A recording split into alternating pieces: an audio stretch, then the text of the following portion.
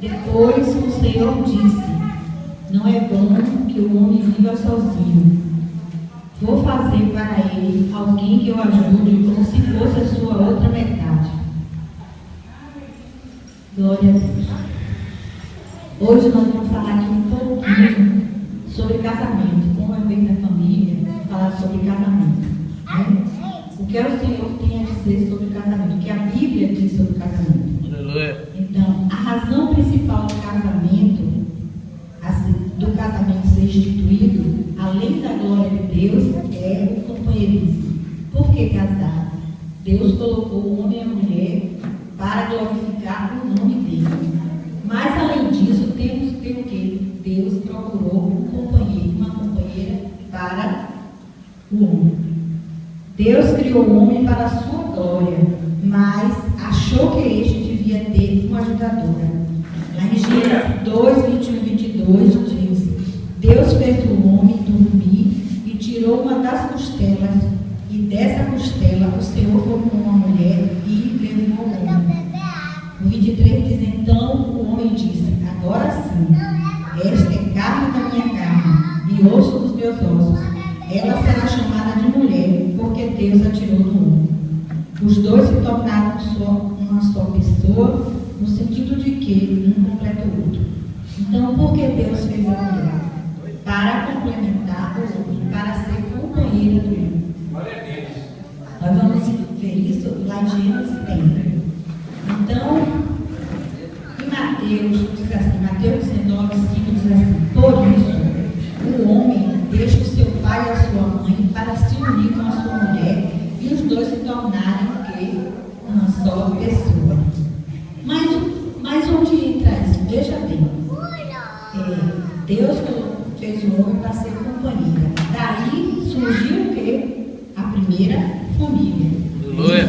Então, o Senhor disse o que é a família? A família pode ser duas pessoas ou mais pessoas. Um homem e uma mulher juntos casados, formam o quê? Uma família. Eles com 4 filhos, 2 filhos, 10 filhos, formam o quê? Uma família. Então, o que é a família? É viver em harmonia com o modo de Deus encarar. É viver em harmonia com o modo que Deus encara cada membro. É tratar uns aos outros com dignidade, respeito e bondade. Precisamos compreender o propósito divino para a família. Entender o projeto de Deus nos ajudará a discernir o valor que Ele atribui à família. Deus não trata apenas com o indivíduo, mas também trata com a família. Né? O Senhor não trata só o indivíduo. Nós sabemos que a salvação é individual. Mas Deus, Ele, através do indivíduo, Ele faz o quê? Também trata da família. Então, a Bíblia apresenta um Deus que pensa em termos de família e não apenas como indivíduo. Então, vemos isso quando o Senhor chamou Abraão, o patriarca Abraão, e fez com ele uma aliança. Ainda que estivesse tratando com o indivíduo, ou seja, estivesse tratando com Abraão sozinho, estava também focando a família. Lá em Gênesis 12, 2 e 3, diz assim: os seus descendentes vão formar uma grande nação. Eu os abençoarei, o seu nome famoso, e você será uma bênção para os outros. Então, nesse momento, Deus não estava tratando só, fazendo aliança só para Abraão. Ele estava também estendendo a aliança para toda a família. Amém? Amém. Gênesis 12, 3 diz assim: abençoarei abençoarei os que o abençoarem, e amaldiçoarei os que o amaldiçoarem. E por meio de vocês, eu abençoarei todos os povos do mundo. Estendeu ou estendeu? Deus estendeu a bênção para toda a família, todo o povo de Abraão. Noé chamou a atenção de Deus com a sua integridade. Ele sozinho conseguiu isso, mas o livramento se estendeu a toda a sua família. Porque quando ele chamou Noé dois pares de machos de cada espécie, ele também disse assim a Noé: a sua família, a sua nora, os seus filhos, os seus sobrinhos, etc, etc. Então foram toda a família. Então a bênção foi para todos. Entendeu o projeto de Deus, nos ajudará também a discernir o valor que ele é. Então, a gente tem que entender o projeto de Deus como que uma coisa que Deus quer é a família.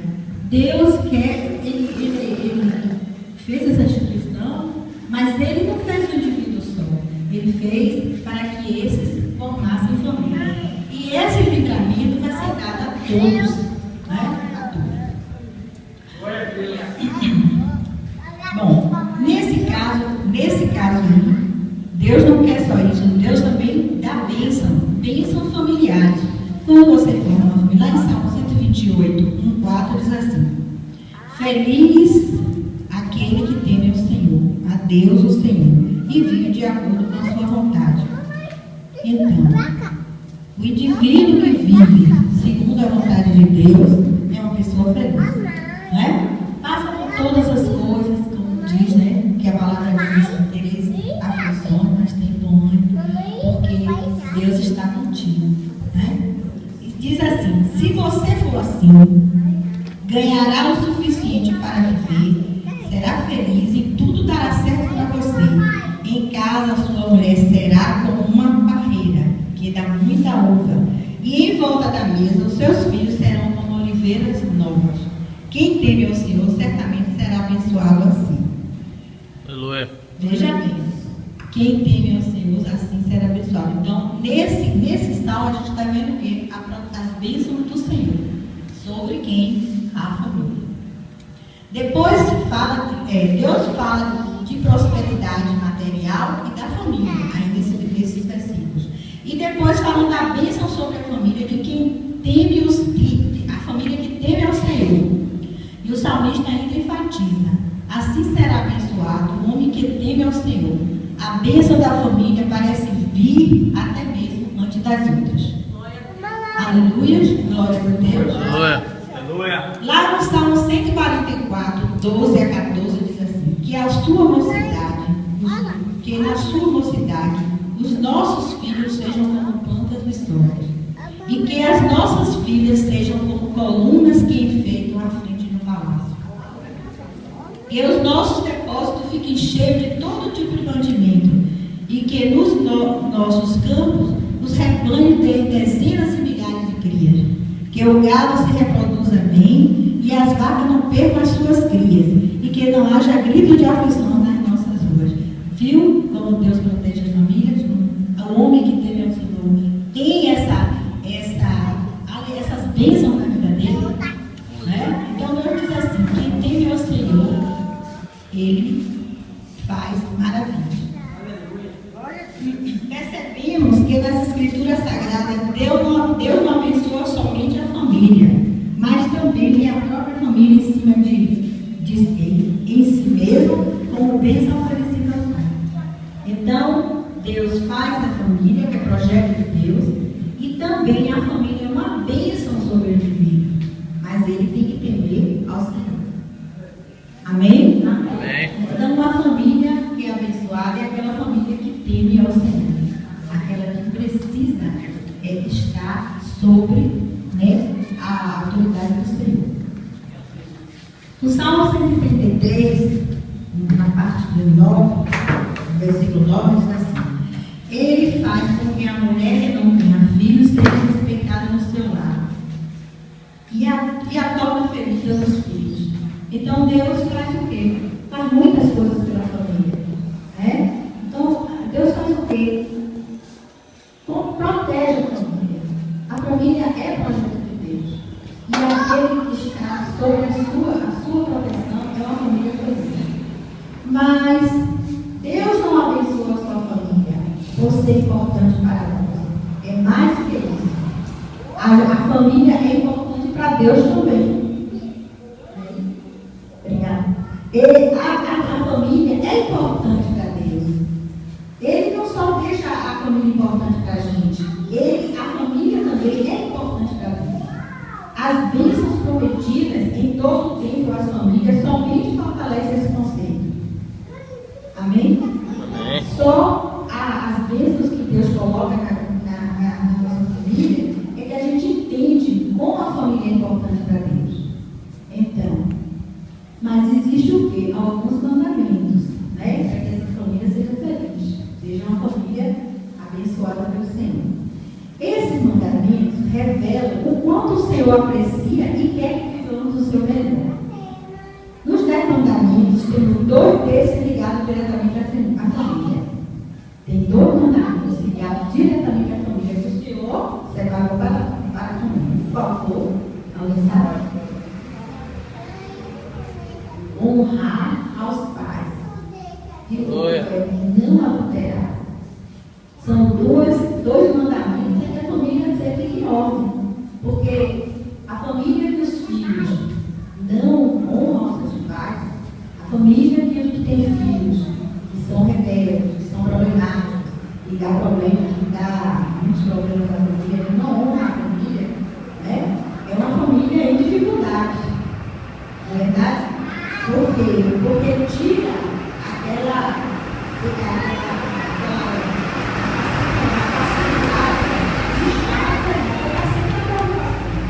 então, uma coisa que um dos mandamentos é honrar aos seus pais. E o outro é não adulterar. Porque a família que tem marido que adultera não é uma família feliz. Não é verdade? Lá em Efésios 6:3 diz: filhos, aí ele diz assim: filhos, o dever cristão de vocês é obedecer ao seu pai e à sua mãe, pois isso é certo. Então a gente vê aqui que o Senhor dá mandamentos para que a família seja correta, né? Porque se houver filhos que obedecem aos pais, filhos que estão sob o pai dos pais, aí isso é certo, isso está certo, isso não vai dar problema. Como diz a Escritura, respeite o seu pai e a sua mãe. É esse o primeiro mandamento que tem como promessa, a qual é: faça isso a fim que tudo corra bem para você e você viva muito bem na terra. Então, o filho que é obediente, o filho que honra seu pai e sua mãe, o filho que não dá problema, ele diz assim: você vive muito tempo na terra. Não é verdade? A gente vê na prática isso, filho que sai ligado nunca mais dá resposta, nunca mais procura bem o pai, nunca mais dá atenção, nunca mais não vai. Sabe todo mundo, ninguém sabe o que pode acontecer com ele. Obedecer aos mandamentos que protegem a família nos farão ser bem-sucedidos em tudo e ainda aumentar nossos dias de vida. A gente vai falar. Deus nos oferece prosperidade e vida longa. Se nós formos obedientes, nós teremos vida longa, né? Maravilha. Glória a Deus. 1 Timóteo 5:4 diz assim: mas se alguma viúva tem filhos ou netos, são eles que devem primeiro aprender a cumprir os seus deveres religiosos, cuidando da sua própria família. Assim eles pagarão o que receberam dos seus pais e avós, pois Deus gosta disso. Então, aqui ficou um mandamento, né, que hoje quase não se vê. Hoje a gente vê diferente. Hoje ao invés dos filhos protegerem os velhos, os anciãos, os pais e as viúvas, hoje a gente vê diferente. Hoje vê os filhos sendo ainda, né, protegidos, sendo ainda cuidados pelos pais. Quando os filhos casam, a gente está vendo muito isso. Muitos não se empregam, ou têm emprego, deixam lá, não terminam nem porque meu pai, ela tem que ter aposentadoria, não é verdade? Então, Deus não gosta disso. O Senhor não gosta disso. O Senhor, o que Ele gosta, o que Ele quer, o que Ele projetou, é que quando os pais forem velhos, os filhos estão bons. As viúvas, né?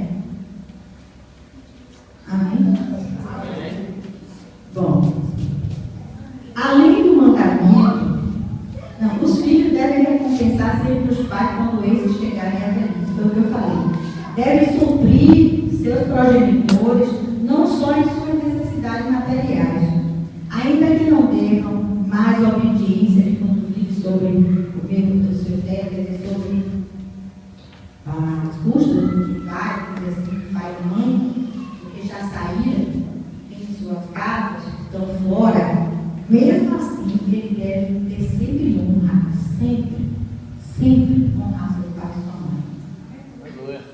Além dos mandamentos dos filhos com os pais, também encontramos na Bíblia o mandamento que determina a conduta dos pais com os filhos. Não é só para os pais, não é só para os pais, não é só para os filhos, é para os pais também. Não é só para os filhos cuidarem do pai. A Bíblia também tem mandamentos para que os pais determinam a conduta boa para os filhos. Então, especialmente, o primeiro, criado no temor do Senhor. Então, nossos filhos têm que ser criados temendo a Deus, conhecendo a palavra, né? Vindo conhecer a palavra, saber quem é o Senhor, ter temor a Deus. Isso é um mandamento de Deus, né? E em Efésios 6,4 diz assim: pais, não tratem os seus filhos de um jeito que faça com que eles fiquem irritados. Pelo contrário, vocês devem criá-los com a disciplina dos ensinamentos cristãos. Os ensinamentos cristãos estão na Bíblia, né? Então a gente tem que criar com a palavra diz, né? Com o temor do Senhor, não irritando, sempre procurando criar os filhos com disciplina. A disciplina é bater? Não, porque até a Bíblia diz que a gente não deve bater, mas a gente deve exemplar uma varinha de vez em quando, né? Uma varinha de vez em quando. Mas não matar, não bater até cair, até ficar, mas exemplar. E 1 Timóteo 3,4 diz assim: devem ser um bom chefe de sua própria família e saber educar seus filhos de maneira que eles lhes obedeçam com todo o respeito. Então, um pai que não cria seu filho de maneira que ele obedeça, sem respeito, muitas vezes a gente vê o respeito não é só ter medo, né? Tem filhos que têm medo do pai, mas não é para ter medo, é para obedecer e ter respeito. Né? Respeitar, o que é respeitar? Respeitar é você ver que ele é seu pai, não fazer determinadas coisas que a gente vê um filho fumando, bebendo, a gente vai fazer respeito. Eu lembro que há muitos anos atrás, algum tempo atrás, eu via algumas famílias, alguns colegas de escola, de faculdade, não fumar na vista dos pais. Eles até fumavam, mas não fumavam por respeito. E os pais sabiam que eles fumavam, mas eles não tiravam o cigarro para fumar na vista dos pais. O que é isso? Respeito. Né? O pai tem autoridade. Se ele disser, não quero que fume, não quero. Não quero que chegue tarde, não quero que chegue 3 horas da manhã, não quero. Né? É obediência, não é verdade? Mas hoje, infelizmente, o que é que a gente vê? A gente vê filhos chegando 4 horas da manhã e dormindo o dia todo. Filhas chegando tarde. Nesse instante, eu estava assistindo lá no programa da Câmara, né? Às vezes eu assisto aquele programa que só tem tragédia. E uma menina de 15 anos foi morta dentro da casa dela. E no dia anterior, ela tinha brigado com a mãe, e a mãe era criança, e a mãe disse, ela pediu para ir para um baile funk, e a mãe disse, não, você não vai. E ela foi.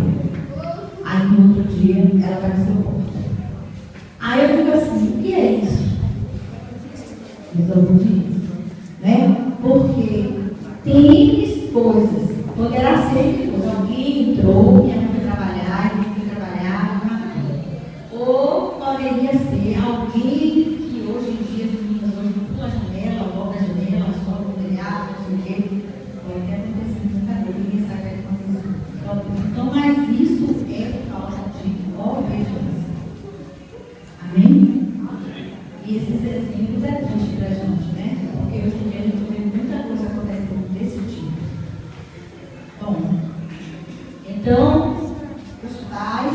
devem criá-los com a disciplina e os ensinamentos cristãos. Em Timóteo 3,4 diz assim: devem ser bons chefes de sua própria família e saber educar os seus filhos de maneira que ele obedeça com todo respeito. Agora, a Bíblia ensina também mandamentos dados por Deus para os cônjuges. Não é só os filhos, não, os cônjuges também. Aí, Efésios 5:28 diz assim: o homem deve amar a sua esposa, assim como ama o seu próprio corpo. A gente tem falado isso aqui muito nas Efésios, a gente tem sempre falado em Efésios, né?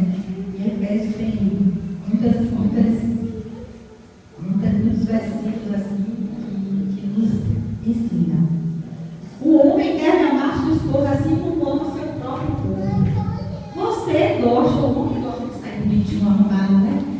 Tomar banho, ficar legal, mas a mulher também gosta. Mas tem homens que não se interessam por isso. A mulher pode estar lá um trapo, ele não está nem aí, ele quer estar cheirosinho e ir embora. Isso também é o quê? É uma falta de amor. Né? Deixar faltar o essencial para uma mulher é uma falta de amor. Eu não sou exemplo, tem outros, né? Tem vários. Né? O homem toma todas as cervejas na rua, mas não traz um refrigerante para o casa. Tem isso? Tem isso? Tem. Nem um suquinho para ela em casa. Aí, com todas as coisas que tem na rua, doce, não sei o que dizer, mas não traz um bombom para você, um chocolate. Misericórdia. Né? Então, isso aqui é falta de amor. É falta de amor. Então, a mulher, quando ele chega em casa, ele tem a comida, a roupa, a toalha, o sabonete, a roupa íntima, tudo. Quando é isso, mas ele não lembra de trazer nenhuma flor. Tem gente que não gosta de flor, mas precisa de chocolate para ele. Eu não gostei, Olha aí. Glória a Deus. Jesus. Não está aqui no meu plano. Não estou falando, mas não está aqui no meu plano. Então, nós outros, ama a mulher, linda dela. Amar não é só para a comida. Amar é saber valorizar. Tem lá no provérbio que diz assim, não é? Você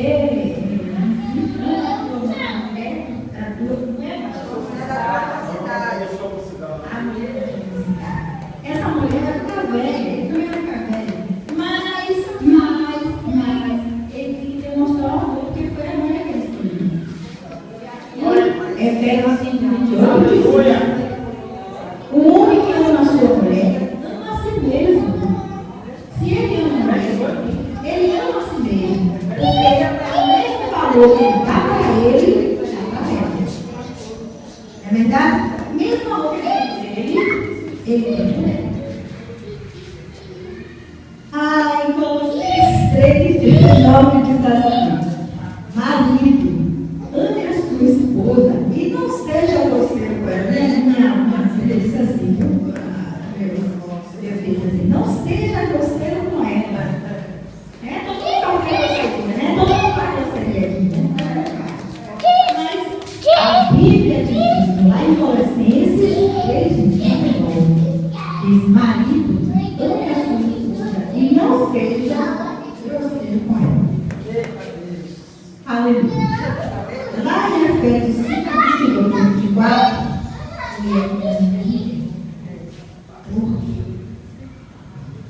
meu Deus, já estava cansado de copiar. Esse é o e assim, 5:22-24. Esposa. Aqui agora é para você. Esposa. Obedeça a seu marido como você obedece ao Senhor. Pois o marido tem autoridade sobre a esposa, assim como Cristo tem autoridade sobre a igreja. E o próprio Cristo é o Salvador da igreja, que é o seu corpo. Portanto, assim como a igreja é obediente a Cristo, assim também a esposa deve obedecer a tudo ao seu marido. Aleluia. Amém? Amém? É forte, né? É forte. Então, os homens têm que amar a sua esposa como amam a si mesmo. E a mulher tem que ser obedientes como Cristo assim é. Aleluia. A igreja é obediente a Cristo. Então, nós, igrejas, somos obedientes para o Senhor. Ou seja, e nós devemos também, nós devemos obedecer aos nossos maridos. Em tudo. Aqui hoje. Amém? Devemos conhecer, também devemos conhecer esse cara de valores do ponto de vista de Deus. Aí nós já entendemos que os homens têm que ser, não serem grosseiros, amarem suas mulheres, as mulheres serem obedientes à autoridade do homem, os filhos obedecer aos pais, os pais não irritar os filhos. Agora não é assim, né? Agora nós vamos passar para a escala de valores do ponto de vista de Deus para a família. O que é em primeiro lugar na vida da gente? Deus. Então, Deus em primeiro lugar. Essa é a escala de valores. Algum tempo atrás eu ficava imaginando que em primeiro lugar vinha Deus, em segundo vinha a igreja, a congregação, em terceiro vinha o trabalho e deixava a família por último. Essa era a minha escala de valores. Eu achava que era assim. Mas eu aprendi, que a família está em segundo lugar. E em primeiro lugar está quem? Então, Deus é a nossa prioridade. É o que está em primeiro lugar na escala de valores do nosso cristão. Lá em Marcos 12, 28, 31, diz assim: um mestre da lei que estava ali ouviu a discussão em que Jesus tinha dado boa resposta e por isso perguntou: qual é o mais importante de todos os mandamentos da lei? Jesus respondeu: é isto: escute, povo de Israel, o Senhor, nosso Deus, é o único Senhor. Ame o Senhor, seu Deus, com todo o coração, com toda a sua alma, com toda a mente e com todas as suas forças. E o segundo mais importante é este: ame